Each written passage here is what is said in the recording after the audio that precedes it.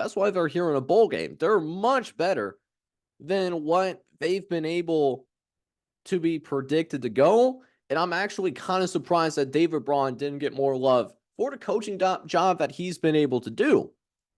Now, on the opposite side, for Utah, you could argue that this has been a little bit of a lost year. Utah has these expectations of possibly competing for a college football playoff spot. Utah has these expectations to compete for a Pac 12 championship. Neither of those things happen. And a big reason for that, in my opinion, was because they didn't have their leader on offense, Cam Rising. He'll be back next year, but for the sake of this particular bowl game, not going to happen. So, in spite of all that, in spite of Northwestern trending in a positive direction and Utah being in the negative direction, it seems like, still Utah is favored. Well, let's go ahead and see the why in terms of why Utah is favored over Northwestern. We'll talk about the underdogs here and talk about what the underdogs could and will need to do in order to have a chance to win this Las Vegas bowl game, even though they are underdogs. Because for Northwestern, like I said, this could have been another lost year. Because what's been kind of forgotten was just the black cloud that was over based off of the hazing investigation that happened with Pat Fitzgerald and all that other stuff. But David Braun has stepped in. He was on this in the same staff as Pat Fitzgerald. He's actually steadied the ship. It's actually really inspiring to see what he's been able to accomplish, even with everything that's been happening around this program in the previous offseason. The turnovers have stopped. The defensive front actually played at a higher level, particularly against the run, and they pulled off some shockers. They had a massive comeback against Minnesota. They stunned Maryland. Shoot, they even pushed the Iowa Hawkeyes to the brink. And that's a team that had no business being in the Big Ten championship. I am happy that the Big Ten is getting rid of divisions after this year. At the same time, though, Iowa did end up winning Big Ten West for all the memes that came from it. And then they also had this run of wins against Wisconsin, Purdue, Illinois. There might be a whole slew of problems, and it's going to take Utah messing up, right? This is more about Utah shooting itself in the foot, a requisite a number of times, more so than Northwestern coming out and winning this game from Utah. But Northwestern can also give itself a shot if their running game is merely functional. They're a team that's 6-1 when they're running for 90 yards or more. Because what Northwestern has is they do have a veteran quarterback in Ben Bryant, who's had experience starting at Eastern Michigan and Cincinnati as well. He knows how to start. He's played a lot of college football. So they have a quarterback back there that is not going to be the reason why the team loses very often. Also, the Utes have very little to no downfield passing game. And like Northwestern, they have to run the ball to win. They went 2-4 when running for over 120 yards, but they were Utah's undefeated when running for 220 or more. It's very feast or famine when it comes to that Ute offense. Northwestern has allowed 220 rushing yards just 3 times. So, again, you contain Utah and with their front seven, you have a chance. But this could be one of those more defensive-minded games because Utah's defensive front has the ability to take over right away. And for Utah to win, they got to get an advantage on Northwestern's offensive line immediately. While the Northwestern offensive line isn't nearly as bad as last year, it's still awful in pass protection. And it also doesn't generate a steady push for their ground attack. They're 7-5 for a reason. They're inconsistent offensively, like many teams in the Big Ten West.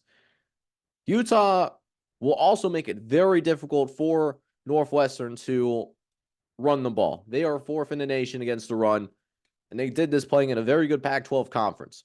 We have as the 2nd best league in the nation this year. And it also helps you have a solid pass rush coming from several spots.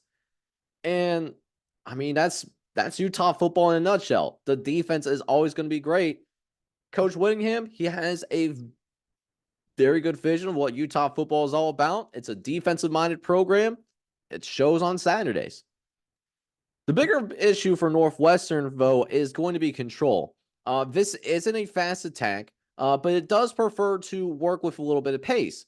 On the flip side of that, though, Utah is number one in the country when it comes to time possession, and that's because of a defense that's amazing at holding up on third downs. So Utah, for all that it's worth, even without its primary offensive weapons, they also know how to go about controlling and dictating how the game is going to be played. So while Northwestern has been able to pull off some rallies in Minnesota and a near comeback against Iowa, overall, it's not built to mount a big comeback against a top defense. It's also not going to grind out long time consuming drives. So if you're Utah, all you got to do is make sure that your ground game is going fine. You get off to a solid start and you'll be fine. And because of that, I think Utah is in a good spot here. I do think Utah wins this game, and Utah is going to cover in this particular game as well. But do want to shout out the head coach of Northwestern, David Braun. He's done a very good job this year. This could have been a disaster of a football season, but it hasn't. And I think that speaks a lot to what David Braun's trying to do. Hopefully he can build on this going into 2024 with the Big Ten only getting tougher with those Pac-12 additions. And that leaves us with just one more bowl game. One more bowl game that we have on that Saturday night. It's 49 Owls out there, man. A 10:30 kickoff. Now, why is this kickoff so late? Well, that is because this game is happening out in the beautiful state of Hawaii. This is happening at Hawaii's football stadium in Clarence T.C. Ching Athletics Complex on Honolulu, Hawaii. Got a battle between a solid Sunbelt and a solid Mountain West team. We got Coastal Carolina and San Jose State getting ready to go at it here. And it should be interesting. Should be a fun one on our hands. San Jose is a 10-point favorite over Coastal Carolina. So just like in those other bowl games that we've been working through, let's go ahead and check out each of these teams. Coastal Carolina, a much more new program in terms of what they've been doing at the FBS level, but they've been doing okay in their bowl game appearances. They're 1-2. They also went bowling last year as well when they lost to Eastern Carolina in that Birmingham Bowl. 53-29 was that final score. Fun fact here, though, none of the 3 Coastal Carolina bowl games have combined for fewer than 71 points. So it's always been shootouts for Coastal Carolina when they've gotten into bowl season. However, San Jose State is a little bit more experienced when it comes to bowl games. However, Brent Brennan has not been able to finish his seasons on a high note yet. This is the 3rd bowl game that Brent Brennan has taken San Jose State. He's lost his first 2. Last one being the famous Idaho Potato Bowl, losing to Eastern Michigan 41-27. It was a good start for the Spartans in bowl history. They've won all 5 bowl appearances between 1990 and 2015, but they have been outscored in their last 2 bowl games. So San Jose State is the favorite, but how does Coastal Carolina pull this upset off? And this is not exactly the type of year that Tim Beck wanted to have at Coastal Carolina. This is his first year as the coach at Coastal Carolina because their former coach Jamie Chadwell did move on and take on the Liberty job, and he's been doing great things at Liberty. Has led Liberty to an unbeaten season and a berth to the New Year's Six Bowl. Heights that Coastal Carolina has never been able to reach under his tenure. They're still in a bowl game. It's a solid campaign. And going to Hawaii to finish your year out, beautiful Hawaii, when it could be crappier around the country, it's hardly anything to be upset about. But I'm sure Tim Beck would be the first to tell you that they didn't necessarily live up to expectations.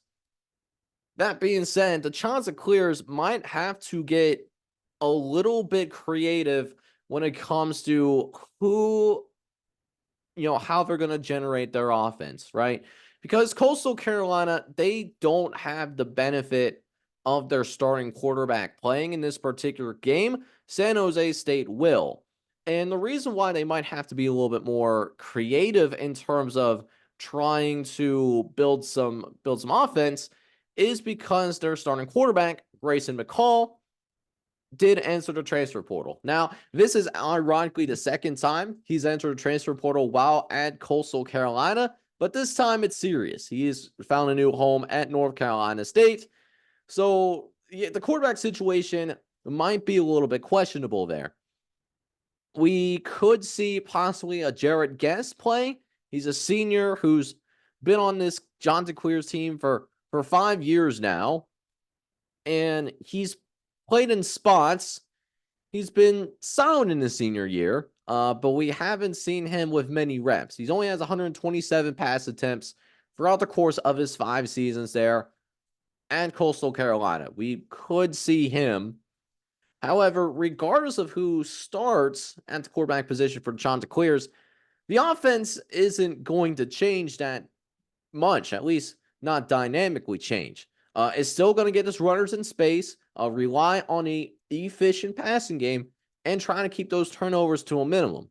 Because one thing that is extremely important for Coastal Carolina, they cannot afford having mistakes, at least when it comes to turning the football over. When they turn the ball over 3 times or more, they are 0-3. So keep your turnovers to a minimum. You can give yourself a shot to pull this upset off. In addition, this defense could also make up for possibly the lack of fertility on offense by getting some big plays of its own.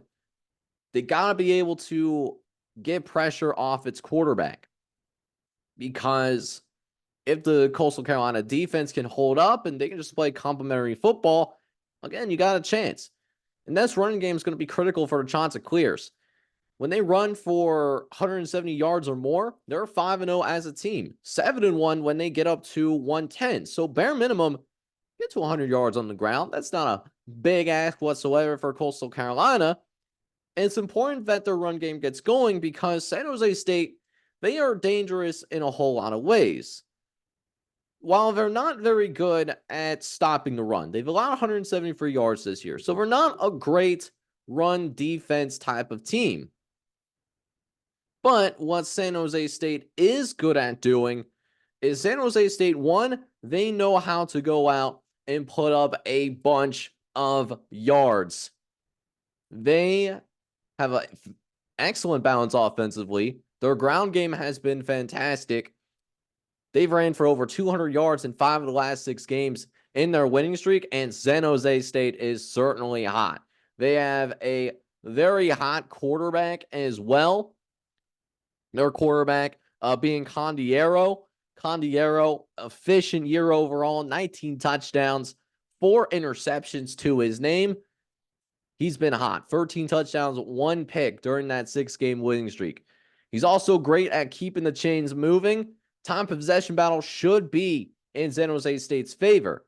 And there's also a familiarity factor in that, well, one, Condiero grew up in Honolulu and actually played at Hawaii before transferring. And the team has also done this before. They've made the trip out to Honolulu before they play Hawaii in the Mountain West. They traveled there at the end of October. They won 35-0. Plus, their defense specializes in takeaways, and takeaways. The Spartans don't give the ball away, but their defense does an incredible job of making things easier by forcing tons of mistakes.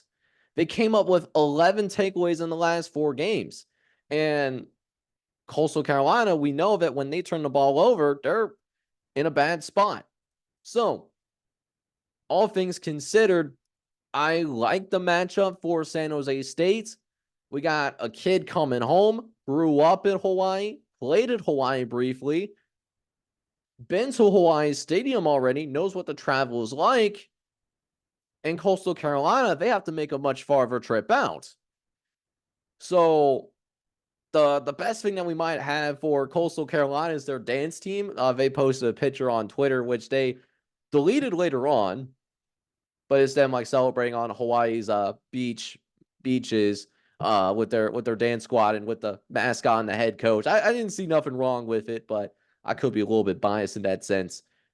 But I like San Jose State here. I think San Jose State's in a great spot. I think they win, and I wouldn't be surprised if they also covered as well. Really interested to see how Tim Beck handles the absence of Grayson McCall, but I think San Jose State, they're hot, and I think they continue that here in the bowl season as well.